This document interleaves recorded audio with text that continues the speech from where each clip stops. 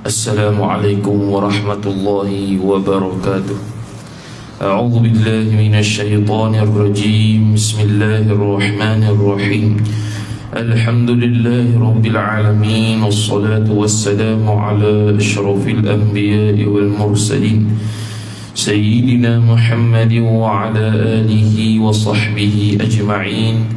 Subhanaka la ilma lana illa ma 'allamtana innaka antal alimul hakim. Wala hawla wala quwwata illa billahil aliyyil azim.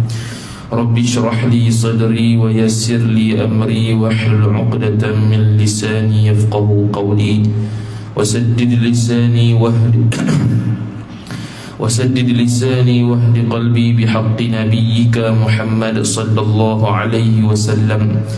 Allahumma aghnina bil ilmi wa zayyinna bil hilmi wa akrimna bit taqwa wa jammilna bil afiyah. Nawayna at-ta'alluma wat ta'lim wat tadhakkura wat tadhkir wan naf'a wal intifa' wal ifadata wal istifada wal hatha 'ala at-tamassuk bi kitabillahi wa sunnati rasulih sallallahu alaihi wasallam.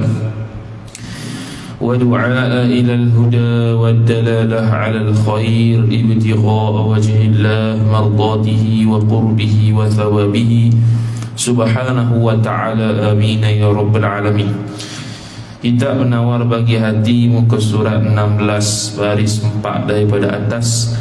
Wa qala Syekhul Musannif rahimahullahu ta'ala wa nafa'ana Allah bi'ulumihi wa bi'ulumikum wa bi'ulumi masyayikhina fid darain amin ya rabbal alamin.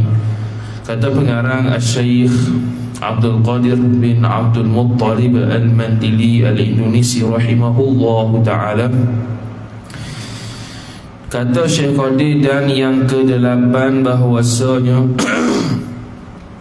membanyakkan makan itu sebab bagi bersangatan sakit mati. Kerana kesakitan dan kesusahan mati itu sekadar kesedapan dunia. Jadi sama 26. Oh, tak ada sini pun. Oh, 26 betul lah, tak ada lain. Oh, yang 16 tu muka surah lain. Oh, betul 26. Okey, 26 kan. 26 bab yang kedua kan.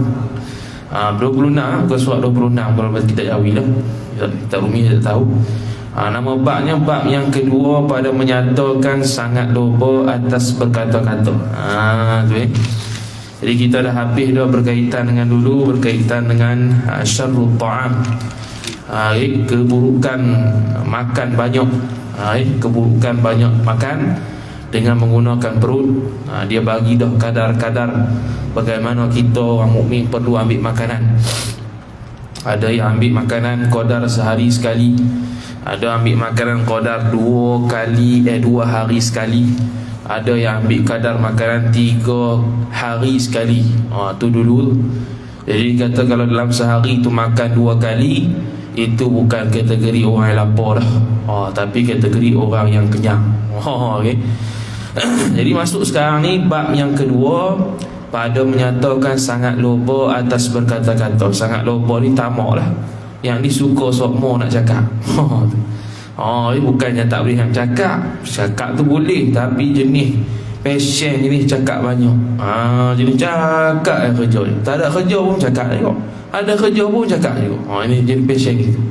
Jadi bila sifat hati lah, bila sifat hati dia passion jenis tamak nak kepada suka cakap ni, maka dia akan membawa kepada membabitkan anggota lidah yang bernama perkataan, membabitkan anggota lidah untuk bercakap. Apabila ada loba, ada tamak untuk dia bercakap, maka mestilah ada kaitan dengan lidah kita. Ada kaitan dengan lidah kita. Jadi lidah kita akan berkata-kata. Sebab apa? Sebab hati kita suka untuk cakap. Bila hati suka untuk cakap, maka dia bercakap dengan apa? Tak lain tak bukan dengan lidah. Dengan lidah. Dia bercakap dengan lidah. Dia bercakap dengan lidah, membabitkan anggota lidah. Maka kata musannif rahimahullah subhanahu wa ta'ala, Jadi dia kata apa? Dia kata ketahui olehmu bahwasanya loba atas berkata-kata itu kelakuan yang dicela. Suka sokmo cakap itu kelakuan yang dicela. Suka sokmo cakap, suka sokmo cakap, perasaan suka nak cakap sokmo-sokmo tu, itu dia panggil sebagai perkara yang dicela. Kelakuan ni keadaan ataupun akhlak ataupun sifat lah yang dicela. Yang mana sifat ni yang wajib atas kita menjauhkannya, menjauhkan sifat tadi. Wajib dia kata. Bila kata wajib, siapa tak tinggal dosa lah. Hak passion suka cakap banyak ni. Tu ya. Sebab apa? Kerana apabila loba seseorang, suka tomok seseorang atas berkata-kata, niscaya keluar daripadanya, daripada berkata-kata tadi, perkataan yang sia-sia, ataupun daripadanya, daripada seseorang, perkataan yang sia-sia. Itu pertama. Jadi ada orang ni cakap banyak tapi manfaat berlaku. Ada juga. Contoh dia, contoh kita pergi majlis apa? Majlis ilmu, bacaan kitab daurah daripada pukul 8 sampai pukul 5 petang. Orang yang duduk atas meja cakap juga. Suka juga bercakap, tapi cakap benda manfaat tu tak apalah. Yang tak maunya suka jenis passion cakap, tapi bukan passion cakap yang manfaat, tapi benda yang haram ataupun lara. Kalau lara tu boleh tahan lagi, ni benda haram, itu yang boleh membawa pada maksiat dan dosa. Kadang-kadang kita nak cakap sikit je untuk koda-koda, tiba-tiba sedap cakap, menyembang ngumpat orang pula. Tu jam. Itu hukum dia haram. Maka dia kata sebab kerana apabila loba seseorang atas berkata-kata, niscaya keluar daripadanya, daripada seseorang itu, perkataan yang sia-sia, dan berkata-kata dengan sia-sia itu sebab bagi gelak jantung, yakni jantung hati rohani. Dia dah sebut dulu jantung ni ada dua, jantung rohani, jantung jismani. Jantung jismani tu yang perubatan tu, yang belah kiri tu. Jantung pun ada juga yang jenis rohani. Jadi ni menggelakkan jantung ni bukan gelakkan jantung rohani jismani, bukan, tapi gelak jantung rohani. Sebab jantung jismani memang gelak pun. Dia ada darah, ada darah yang keluar masuk. Dia panggil sistem kardiovaskular. Kita mengaji kot dulu. Sistem kardiovaskular, sistem peralihan darah daripada jantung kepada seluruh anggota. Itu dia panggil sistem kardiovaskular dalam ilmu biologi. Jadi dia akan menggelakkan jantung mana? Jantung rohani. Yang pasien suka bercakap dengan sia-sia ni. Jadi kalau cakap dengan yang bukan sia-sia, yang bermanfaat, dia tidak akan menggelakkan jantung hati, kerana itu beri manfaat. Sama ada manfaat itu pada diri dia, sama ada bangsa akhirat ataupun dunia, ataupun kepada orang lain, beri manfaat kepada orang lain. Beri manfaat di seluruh dunia. Macam mana? Contoh kita bisnes kok, nak kepada harta, untuk menampung sara hidup kita, mestilah kena banyak cakap. Itu tak apa, ada manfaat dunia. Hari itu juga manfaat akhirat. Kita cakap ni untuk diri kita sendiri ataupun kepada orang lain. Contohnya baca kitab ke orang, ke tazkirah orang, ke nasihat orang, ke menyembang bab agama ke, tak apalah, dia beri manfaat untuk diri dan orang lain. Adapun perkataan yang sia-sia ni, dia tidak beri manfaat untuk diri dan orang lain, bahkan dia pula menggelakkan pula jantung hati. Wal'iyadzubillah. Tu bahkan banyak berkata-kata itu sebab bagi mati jantung itu. Pula tadi berkata-kata yang sia-sia dapat gelakkan jantung. Ini banyak cakap ni boleh matikan jantung rohani tadi. Mana apa? Mana kita punya jantung hati rohani itu ada tapi mati. Kita naknya hidup. Nak hidup lagu mana? Nak hidupkan jantung hati rohani itu dengan ibadah, dengan kita buangkan segala sifat mazmumah, kita isikan segala sifat mahmudah, kita melaksanakan segala perintah Allah dan tinggalkan segala larangannya. Itu tidak menggelakkan jantung hati, apatah lagi mematikan dia. Mana hati kita, jantung rohani kita sentiasa hidup dengan Allah Ta'ala, bukan dengan Allah Ta'ala sungguh berdempek tu, bukan. Maksudnya sentiasa mengingati Allah Ta'ala, laksanakan perintahnya, meninggalkan larangannya, sentiasa amanah dengan apa yang Allah Ta'ala bagi, dari sudut anggotanya, dari sudut hatinya, dari sudut pekerjaannya, semua benda lah. Jadi kita jaga elok, maka cerah hati tu. Sebab jantung rohani ni, inilah masuknya ilmu, masuknya iman dan sebagainya. Kalau kita jantung gelap, jantung hati rohani gelap, nak masuk ilmu macam mana? Al-ilmu nurun, ilmu itu cahaya. Jadi kalau ilmu tu, kalau benda tu gelap, tempat dia gelap, nak masuk ilmu kau, ilmu ni passion cahaya. Bila passion cahaya ni, dia nak kepada tempat cerah. Dia tak masuk ilmu sebab apa? Sebab kita punya hati gelap. Apa hati gelap? Antara puncanya ialah cakap benda sia-sia. Tu yang tak mau. Itu kalau hati gelap. Kalau hati mati sebab apa? Sebab cakap banyak sangat. Cakap saja, cakap pula benda sia-sia. Kalau benda manfaat, tak ada masalah. Jadi kalau kita kata banyak cakap ni, banyak cakap yang sia-sia ataupun yang haram, apatah lagi. Kalau banyak cakap tapi unsur dalam manfaat, sama dunia ataupun akhirat, itu tak ada masalah. Itu memang kita menggunakan nikmat lidah kita untuk cakap benda sepatutnya. Kemudian kata musannif rahimahullahu ta'ala, dan kerana itu membesarkan, yakni kerana apa? Kerana bercakap-cakap itu boleh mematikan jantung, boleh menggelakkan jantung. Kerana itulah membesarkan, yakni menganggap besar oleh Rasulullah sallallahu alaihi wasallam akan pekerjaan lidah. Dia anggapkan pekerjaan lidah berkaitan dengan lidah ni benda yang besar. Maka bersabda ia Nabi sallallahu alaihi wasallam, wa hal yakubbun nasa ala wujuhihim aw manakhirihim illa hadaidu alsinatihim, hasaidu alsinatihim. Dia kata apa? Arti firman Allah Subhanahu wa taala, dan tiada menyembangkan, tiada menyembangkan akan manusia atas hidung mereka itu manusia, melainkan yang diketam oleh lidah mereka itu. Mereka itu apa? Mereka itu manusia lah. Artinya apa dia? Lidah tu, lidah mereka itu, artinya perkataan mereka itu Rasul.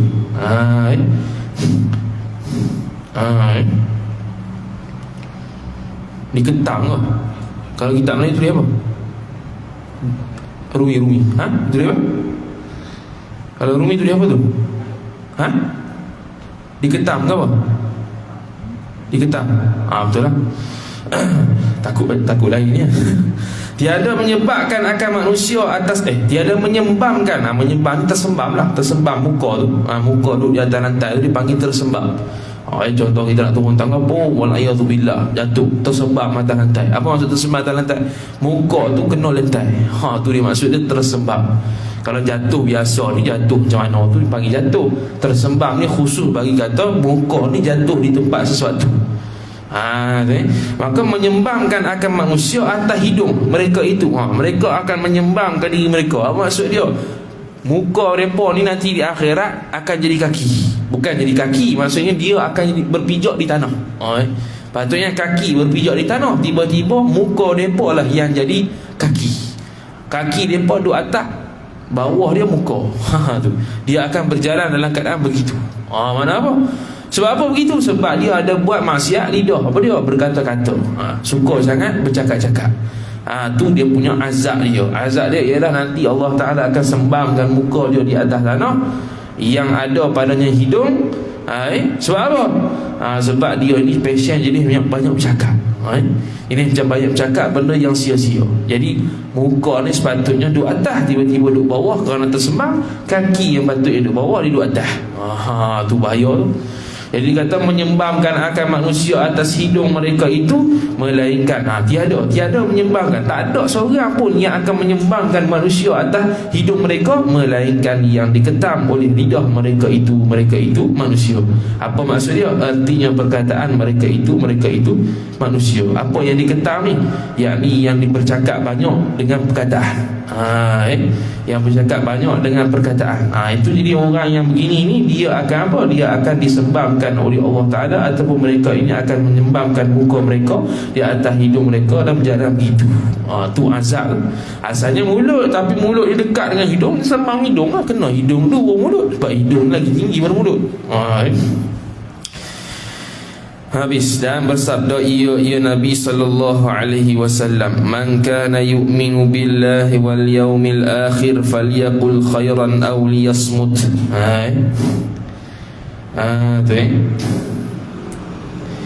Aw liyasmut, man kana yu'minu billahi wal yaumil akhir falyaqul khairan aw liyasmut.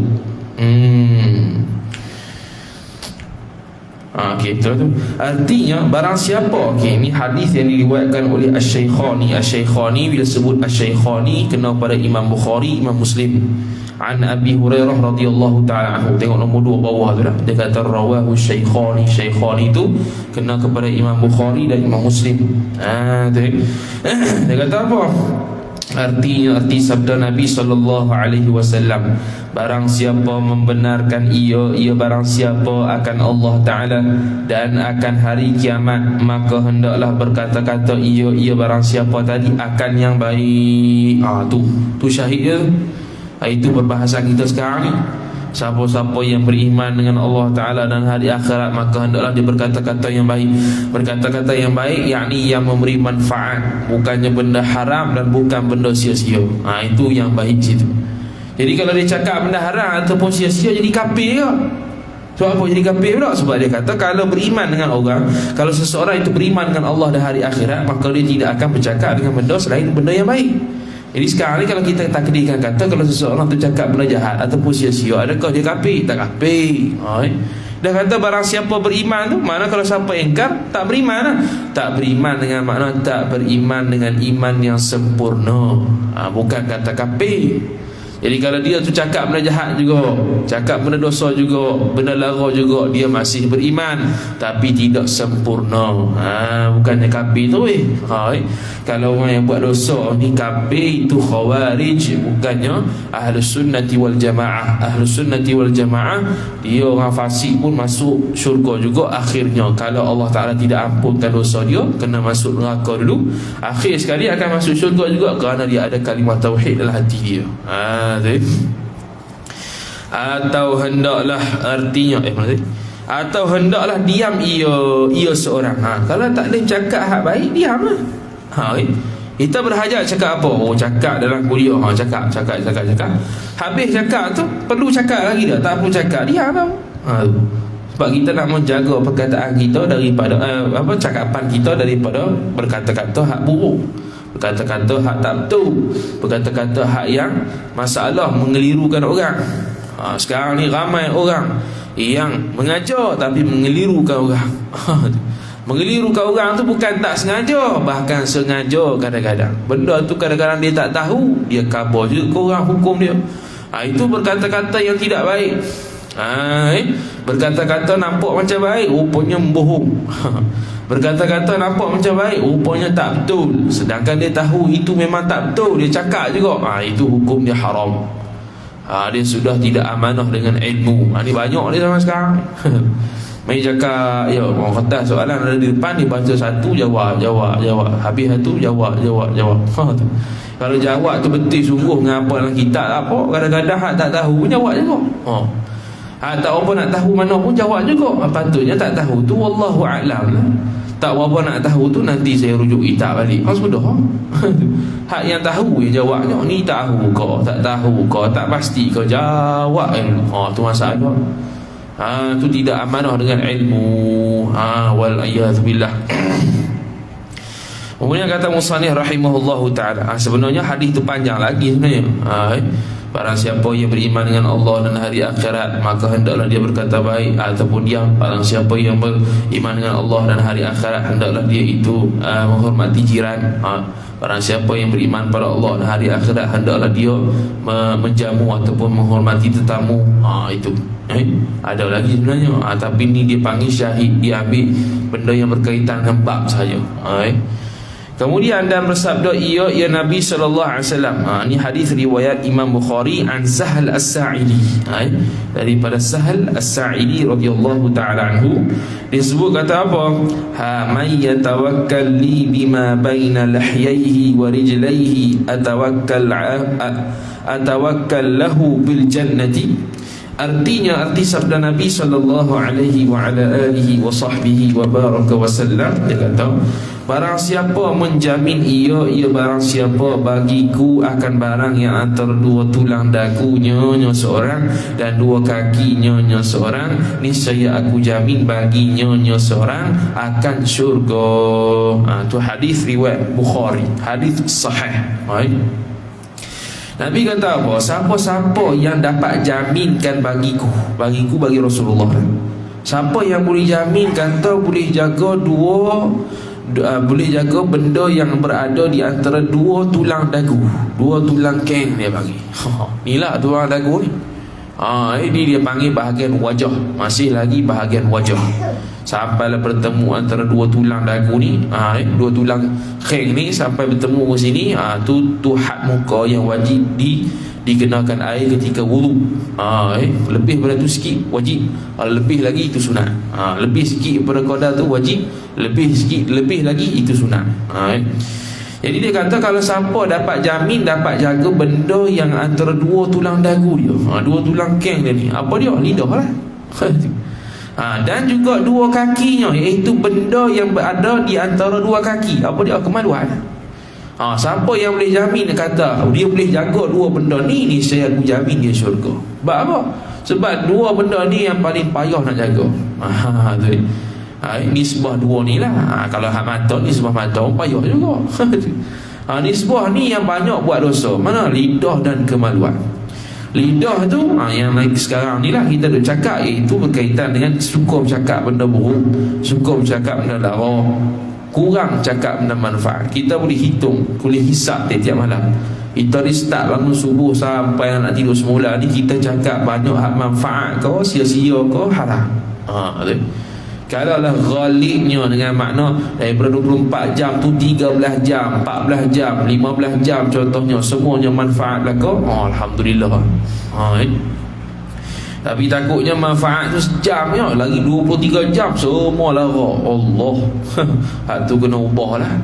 Ataupun 2-3 jam yang manfaat, 20 jam 2-3 jam yang manfaat, 10 jam lagi lara, 5 jam lagi cakap benda haram, tu lagi tahu. Tu. Ataupun 1 jam yang manfaat, selebihnya haram, lagi lah teruk tu. Jadi kena ubah lah. Jadi habis belajar ni kena ubah, setiap perkataan yang kita nak ungkap ni semua kena manfaat dah kau. Tidak boleh perkataan yang haram, apatah lagi sia-sia. Sebab tu tak silapnya Allahumma salli ala patih, bukan patih kata boleh. Patih keruh, betul lah. Patih keruh di Perak, Tok Guru lah, meninggal lah. Patih keruh ni, dia kalau orang lawat dia, kalau tak cakap 2 minit dia balik Kalau tak cakap 2 minit, senyap, semua masing-masing senyap, dia masuk bilik. Buat apa? Nak buat kerja. Buat apa? Tak ada apa, sia-sia. Masa tu berjalan.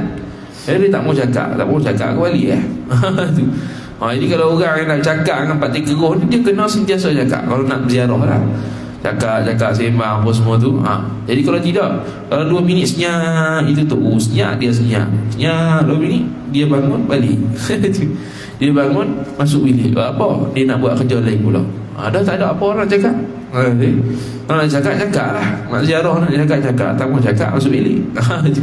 Jadi orang ni takut untuk patih keruh. Jadi nak cakap pun, nak cakap lebih kurang kan, susah pula. Jadi kalau orang yang nak dapat lebih dengan patih keruh ni, dia suka bercakap, dia kena bercakap banyak supaya dapat banyak. Tidak dia balik itu ya. 2 minit senyap itu. Itu yang guru cerita lah. Dia pernah jumpa tu patih keruh dulu. Dia gitu, dia lawat ziarah gitu. Dia kata kalau 2 minit kalau tak cakap dengan dia, memang dia balik ya. Memang dia masuk bilik buat kerja. Itu dia punya masa, jaganya masa, tak mau bagi sia-sia hidup tu. Okey. Habis. Jadi itu mulut nisbah kemaluan pula, maluan zina, ataupun kita ni syahwat farah kita ni naik kepada perkara yang bukan mahram, kepada benda yang haram. Lagi pula kita naik syahwat kita tu kepada benda ajnabi, bukannya isteri sendiri, bukannya hamba sahaya kalau ada. Itu hukumnya haram juga. Syekh Nawawi Banten rahimahullah ta'ala sebut, kalau orang lelaki tegang zakatnya 2/3 akal dia hilang. 2/3 akal dia hilang. Mana apa? Makna 2/3 akal dia hilang, dibubuh dengan hawa nafsu. Nafsu lebih mengalahi, lebih menggagahi akal, lebih mengalahkan akal. Akal 1/3, nafsu 2/3. Waktu tu boleh buat maksiat. Maksiat tu boleh, kebolehan untuk buat maksiat tu lebih lagi daripada dia dapat berfikiran waras untuk tidak melakukan perkara maksiat, sebaliknya buat benda-benda yang baik. Kemudian kata musannif rahimahullahu ta'ala, dan dikehendaki dengan barang yang antara dua tulang. Barang yang antara dua tulang dagu itu lidah, dan dikehendaki dengan barang yang antara dua kaki itu farash. Itu tadi tu. Di farah ni disebut farah ni bukan kena pada perempuan saja, laki pun sama. Bila sebut farah boleh dua, laki boleh, perempuan boleh. Tapi bila sebut zakar kena pada laki saja. Ditanyakan Rasulullah sallallahu alaihi wasallam. Tutur nombor 1 tu rawahu Tirmizi wa sahahahu. Hadis ni yang akan datang disebut ni hadis riwayat Imam Tirmizi, dan Imam Tirmizi mensahihkan hadis ni. Ditanya akan Rasulullah sallallahu alaihi wasallam, daripada yang lebih banyak barang yang masukkan ia ke dalam api neraka. Betul. Yang ni apa? Daripada yang lebih banyak barang yang masukkan ia seorang ke dalam api neraka. Yang ni apakah perkara yang banyak masukkan orang ke dalam neraka? Maka sabda Nabi sallallahu alaihi wasallam dua, yakni dua perkara yang berlubang. Mana? Pertama mulut, kedua farah. Dua benda yang berlubang. Mana? Yang pertama mulut, yang kedua farah. Farah boleh buat maksiat, farah boleh buat maksiat. Farah boleh buat maksiat, farah boleh buat maksiat. Mulut pun boleh. Mulut dan farah sama kot mana? Sama kot lubang. Lubang, kalau perempuan farah dia lubang, kita pun lelaki lubang juga. Cuma lubangnya dia kecil sikit semua berlubang neraka, dan dua-dua ni punca orang masuk neraka banyak. Tu. Ni secara umum ni, secara umum banyak orang masuk neraka kerana dua benda. Pertamanya mulut, keduanya farah. Allah, susah nak jaga mulut ni. Tanpa kalau kita disakit hati dengan orang, kita nak menjatuhkan dia tu senang sangat. Itu ujian waktu tu. Itu waktu tu Allah Ta'ala nak uji budi dah hantar ni. Orang duk buat hal macam-macam ni, nak kata juga orang macam mana. Jadi kalau orang mengaji tasawuf ni, orang celah dia ke, orang puji dia ke, orang tibai dia ke, orang buat nyanyikan dia ke, siapa tu tak bercakap pasal orang, tak ngumpat orang, walaupun orang bubuh macam-macam dia. Hebat, boleh buat itu. Allah tak tahu tu. Kalau ada jam peluang tu, bubuh kawan tu tak berhenti. Ada peluang, ini ya peluang yang ada. Jadi kalau orang mengaji tasawuf ni, dia takkan buat. Ada peluang ke, tak ada peluang ke, tetap dia dengan Allah Ta'ala. Dia tak kisah dengan makhluk. Tu boleh gitu. Allah tak tahulah. Masing-masing lah tu. Orang mengumpat dia, orang hina dia mudah yang maafkan. Allah, itu tasawuf. Itu beramal dengan tasawuf tu. Itu hebat. Itu ya sepatutnya. Bukan nak kata hebat ke tak, memang sepatutnya begitu. Orang mengumpat kita, menghina kita, apa semua, kita maaf, relax. Tak apa, aku maaf. Dia tak mengumpat balik, dia tak bubuh balik, dia tak maki balik. Itu hebat. Itu kita tahu kata orang ni baik. Baik tu bukan baik biasa-biasa, baik yang orang belajar tasawuf ni. Tu dia tak maki orang lebih kurang, tidak. Dia tidak hina orang walaupun orang tu salah, dia tidak hina. Ni sekarang kadang-kadang orang ni mengajar salah. Kadang-kadang orang mengajar salah, ialah memang betul salah lah. Yang kita pergi tambah, buat apa? Setegur dia punya salah, sudahlah. Dia salah gini, patutnya hukum gini, sudahlah. Yang ni pergi maki pula kawan tu. Yang maki pula kawan tu, apa lah mengajar silap, tak berhenti, dajeng, macam-macam tu. Tegur salah dia, sudahlah, hukum dia tak betul. Dia cakap ni, betulnya gini, dalil dia sebab dia gini, lelaki tak suruh gini. Tak apa, nak pergi maki dia buat apa? Tak ada kaitan. Ataupun nak perli dia kau tak, ya itu dosa lain tu. Kita asalnya nak kata dia mengajar tak betul ya. Tiba-tiba kita masuk elemen-elemen unsur buruk yang lain. Maki dia lah, mumpat dia lah, tibai dia lah. Itu bukan sifat orang Islam. Tu tak payah tiru tu. Tu bukan sifat ulama. Ulama bila buat kitab nak kritik orang tu, dia kritik hujah dia. Sudah. Bukan dia kata bodoh kawan tu. Ada. Nak kata bodoh, ada. Bodoh hujah dia. Hujah yang bodoh, bukannya dia. Tak maki kawan tu. Hujah dia tak betul. Itu dia tak apa. Hujah tak betul. Bukannya dia kata kawan ni bengong, tak erti apa. Baca Quran tak betul, bengong. Tu tak betul tu. Tu cara yang tidak betul. Cara yang bukan tasawuf lah. Yang orang belajar tasawuf ni kalau salah, dia pun betul. Tapi dia pun betul dengan cara yang baik, bukan dengan cara menghina, melekehkan, menyindir dan sebagainya. Itu yang sepatutnya kita buat. Habis. Ini mulut. Ni yang paling payah sekali, jaga mulut. Tambah-tambah kalau kita ada peluang nampak kawan tu mengajar salah, boboh. Boboh betul-betul, taram betul-betul. Macam tak pernah jumpa dia, macam boya nak makan ikan. Padahal boleh tegur relax-relax ya, salah ni. Walaupun salah teruk, kita boleh kata tak apa, ni salah ni, sepatutnya salah begini, ni tak boleh mengajar lagi, baiknya mengaji dulu. Cakap elok sudah lah. Nak buat apa maki kawan tu. Itu cari pasal benda lain pula. Kita batasannya nak tegur orang, tiba-tiba kita dapat habuan dosa pula. Sebab apa? Sebab bubuk maki orang. Tak boleh gitu. Itu bukan cara dia. Ulama mengharuskan untuk menyebarkan aib orang yang mengajar silap, tapi bukannya untuk maki dia. Maki dia bukan. Tak ada ulama sebut hendaklah kita memaki orang yang mengajar silap itu supaya orang tak mengajar, tak ambil manfaat ilmu pada dia. Tak ada. Kan ada. Yang harusnya kata apa? Harus untuk menyebarkan aib dia mengajar salah, untuk orang elok daripada dia, bukan maki dia. Tu. Ni sekarang tegur satu, maki kat atas tu. Tu tak betul. Okay.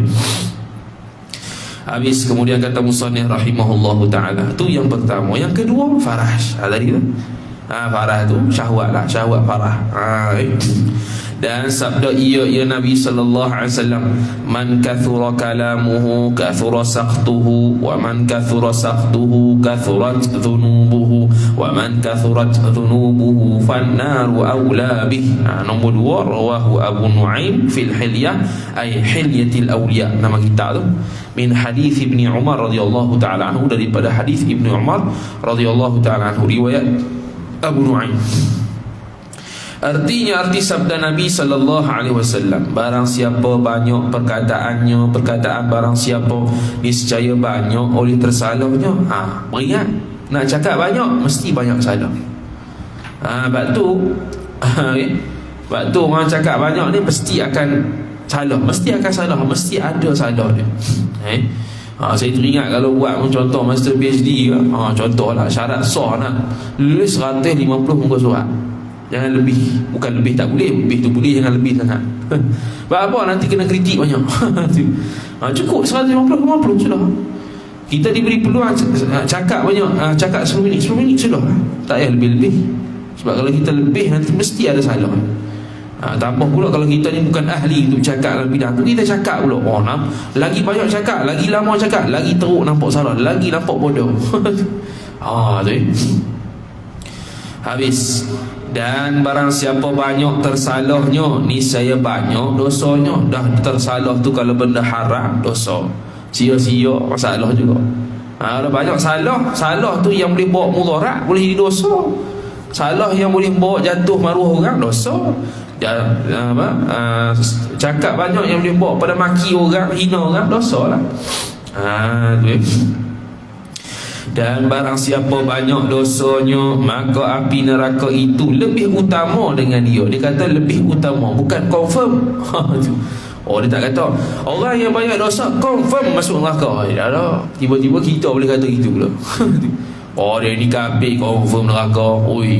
Dahsyat nak hang. Macam hantau orang mati bila? Mati dalam keadaan ke mana?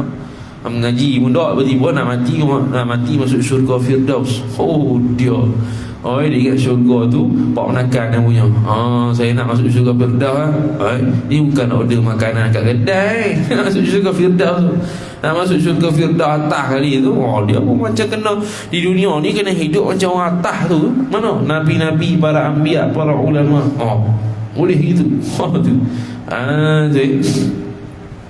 habis. Jadi lebih utama neraka bagi dia, bukan confirm neraka dah, sebab yang masukkan neraka Allah Ta'ala. Jadi Allah Ta'ala yang kuasa memasukkan seseorang ke dalam neraka. Boleh Allah Ta'ala maafkan, boleh Allah Ta'ala masukkan juga. Itu kerja Tuhan, bukan kerja hamba. Kemudian iaitu ketahui olehmu bahawasanya ada bagi lidah itu kebinasaan yang banyak. Nak cerita pula kebinasaan lidah tu apa dia? Banyak tak? Banyak. Apa dia tu? Tetapi memada akan dikau kerana menolak akan semuanya. Okey. Kerana tetapi sini ayat dia pelik sikit Tetapi memada akan dikau kerana menolak akan semuanya oleh beramal dengan satu ayat. Gini patutnya. Tetapi memada akan dikau yakni memada akan dikau beramal dengan satu ayat kerana menolak akan semuanya. Patutnya gitulah.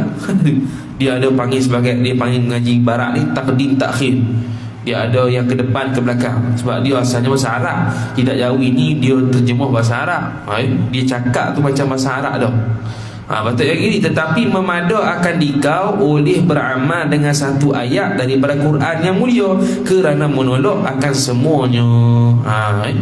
Boleh je gitu. Ataupun kita nak ambil tetapi memada akan dikau, yang ini memada untuk engkau kerana menolak akan semuanya, semua yang kebinasaan tadi, oleh beramal dengan satu ayat daripada Quran yang mulia. Boleh juga. Nak kekal ke hak asal boleh juga.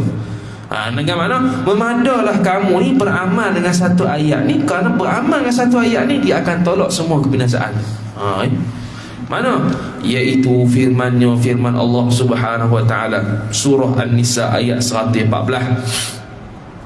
La khaira fi kathirin min najwahum illa man amara bi sadaqatin aw ma'ruf. Al-ayata. Artinya arti firman Allah Subhanahu wa taala, tiada ada kebajikan pada banyak daripada bisik-bisik mereka itu, melainkan mereka yang menyuruh ia mereka itu dengan bersedekah atau kebajikan atau mendamaikan manusia. Apa itu? Tiada ada kebajikan pada banyak daripada bisik-bisik mereka itu. Bisik-bisik ni cakap banyak lah. Mereka cakap dengan sembunyi-sembunyi, bisik-bisik, tidak jelas. Tak ada kebajikan pada bisik-bisik mereka itu, banyak bisik-bisik, jadi banyak cakap, melainkan dengan mana ada manfaat, mereka yang menyuruh ia mereka dengan bersedekah. Diguna dengan mulut suruh sedekah, itu ada manfaat. Ataupun dengan kebajikan, suruh sembahyang, suruh puasa, ceramah, ngaji kitab, itu ada manfaat. Ataupun mendamaikan antara manusia, dia guna perkataan dia guna sifat perkata dia untuk berkata-kata untuk mendamaikan orang, itu manfaat. Itu tak apa. Makna ayat ini bahawa tiada engkau berkata-kata faedah. Tiada engkau berkata-kata pada barang yang tiada memberi manfaat akan dikau. Jangan kita duk cakap benda tak ada manfaat. Antara benda yang manfaat apa dia? Tu disebut dalam Quran. Ajak orang sedekah, suruh orang buat kebajikan, mendamaikan orang Islam. Tu benda baik tu. Kita guna dengan perkataan kita. Dan engkau simpankan akan perkataan engkau pada yang memberi manfaat, pada yang memberi faedah. Noktah. Kita simpan ni makna tak cakap, melainkan cakap hak beri faedah ya. Simpan ni makna bukan simpan peti ke apa, bukan. Kita tak cakap lah simpan ni, kita bataskan percakapan kita hanya untuk benda faedah ya. Itu. Maka ada padanya, pada cakapan yang beri faedah tadi, kelepasan daripada kebinasaan dunia dan akhirat. Itu faedah kalau kita membataskan Percakapan kita ni hanya cakap benda manfaat, faedah sahaja. Iaitu apa? Dapat kelepasan, kebinasaan daripada dunia sehinggalah akhirat. Kalau dunia, dari sudut nisbah hukum dunia, kita dapat merapatkan hubungan silaturahim kalau jaga hubungan, kalau kita jaga perkataan, dapat kita menghubungkan tali saudara ukhuwah Islamiah antara sesama Islam, tidak menyakiti orang lain, tidak dapat mengumpat orang lain. Itu manfaat dunia kita sesama manusia. Akhirat pula dapat pahala. Tidak perlu bagi pahala kita ke orang, dan orang pun tak perlu bagi dosa ke kita. Sebab kita ada hutang dengan manusia dari sudut cakap benda yang tak baik ke dia. Wal-iyadhu billah. Kemudian kata musannif rahimahullah, dikehendaki dengan barang yang tiada memberi manfaat itu, iaitu perkataan yang jikalau ditinggalkan perkataan tadi, niscaya tiada luput dengan perkataan tadi oleh pahala akhirat. Apa maksud tiada memberi manfaat? Tiada memberi manfaat itu ialah perkataan yang kalau kita tinggalkan, niscaya tidak luput dengan perkataan tadi oleh pahala akhirat. Kalau kita tinggal, maknanya tak luput pahala. Kalau kita tinggal perkataan tu, maknanya tak luput pahala. Maknanya kalau kita buat dapat pahala, kalau tinggal tak dapat pahala. Jadi kalau kita tinggal perkataan tersebut, perkataan yang tak memberi manfaat tadi, kalau kita tinggalkan perkataan yang tidak memberi manfaat tadi, makna pahala kita tak terjejah. Pahala terjejah bila? Pahala terjejah kalau kita bercakap hak tak manfaat. Kalau cakap hak benda manfaat, itu dapat pahala. Kalau cakap benda tak bermanfaat, tak dapat pahala. Dan kalau kita tinggalkan cakapan yang tak ada manfaat tadi, kalau kita tinggalkan cakapan yang tak ada manfaat tadi, tidak ada efek, tidak ada kesan pada pahala kita. Pahala tak ada apa. Sebab kalau kita cakap benda manfaat tu, kalau kita cakap benda yang tak ada manfaat, tak ada pahala. Kalau kita tinggalkan, tak luput pahala tu. Pahala tu tak ada kaitan pun luput ke tidak. Tu faham. Tu maksud dia. Jadi kalau kita cakap benda yang tak manfaat, tak ada pahala. Dan kalau kita tinggalkan benda yang tak ada manfaat tadi, tak ada masalah. Pahala tu tak ada. Bukannya membabitkan luput pahala, hilang pahala, tak ada. Tinggal benda tu, tak ada masalah. Ataupun faedah dunia yang sangat dihajatkan. Sama juga tu faedah dunia. Dan barang siapa menyimpankan ia barang siapa daripada perkataan atas yang beri manfaat, kalau dia cakap benda manfaat saja, niscaya sedikit oleh perkataannya. Jadi kalau kita ni nak beramal, aku ni mulai esok start subuh, aku nak cakap benda manfaat, sama ada manfaat dari dunia ataupun akhirat, niscaya kita akan dapati kita ni sikit cakap. Sebab yang cakap manfaat ni sikit je, bukannya banyak pun. Yang kita duk pasang kita ni cakap banyak sebab apa? Sebab kita cakap benda tak ada faedah. Kita cakap benda yang lebih teruk lagi, iaitu haram. Itu hukum teruk lah. Kalau kita dapati, kalau kita bataskan seluruh percakapan kita hanya cakap benda manfaat, kita akan dapati kata kita ni cakap sikit je. Jarang nak cakap dengan orang benda yang manfaat, susah. Biasanya benda cakap dengan orang ni benda hak jenis lagha ataupun haram. Itu ya. Sebab tu kadang-kadang ulama tasawuf dia suruh beruzlah. Supaya apa? Supaya kita bebas daripada suka bercakap banyak. Sebab bila kita bertemu dengan manusia mesti bercakap. Bercakap mula-mula tegur siapa, cakap lama-lama cakap tentang orang. Cakap tentang orang tu kalau benda baik tak apa, awal-awal baik lah, baik cakap tentang orang, tiba-tiba jahat pula. Tu yang tak mau tu. Kemudian kata musannif rahimahullah, maka hendaklah engkau fikirkan pada ketika engkau berkata-kata dengan barang yang tiada berfaedah. Suruh fikir apa? Akan bahwasanya jika menyebut engkau akan nama Allah Ta'ala, ganti daripada perkataan yang tiada berfaedah itu, niscaya adalah ia perkataan yang kau ganti tadi untung yang sangat jadi dia suruh fikir. Bila faham gini, janganlah cakap benda tak ada faedah lagi. Sebab apa? Sebab kamu kena fikir gini, kalau aku nak cakap benda tak ada faedah ni, andai kata kalau aku gantikan cakapan yang tak ada faedah ni dengan zikir, baca Quran, baca kitab dan sebagainya, menulis ke apa ke, itu lebih manfaat dan untung yang besar, dapat pahala. Kalau kita cadang nak cakap benda tak manfaat 5 jam, kalau kita ganti 5 jam tu dengan zikrullah, baca Quran, buat tulisan, baca kitab dan sebagainya, dapat pahala lebih. Kalau cakap sia-sia, pahala tidak, dosa tidak. Tu wujud dosa tidak. Kalau dosa ada Dalam perkataan yang sia-sia selama 5 jam tu, tiba-tiba ada benda haram, itu lagilah dosa, tu tak boleh lah. Dia suruh fikir begitu. Kenapa? Kerana zikrullah itu menyerupai ia zikrullah akan sepotong emas. Jadi kalau kita gantikan, kita kalau cakap benda tak ada faedah ni ibarat macam batu contohnya. Kalau kita pilih antara batu dengan emas, kita nak pilih mana? Kita pilih emas.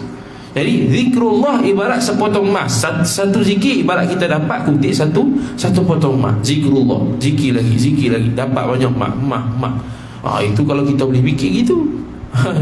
Kalau kita zahir nampak batu dengan emas, confirm kita pilih emas. Tapi bila kita nak bandingkan, andai kata pilih antara cakap benda tak ada manfaat dengan zikrullah, itu susah nak pilih zikrullah. Sebab apa? Nafsu nak pada cakap banyak lagi.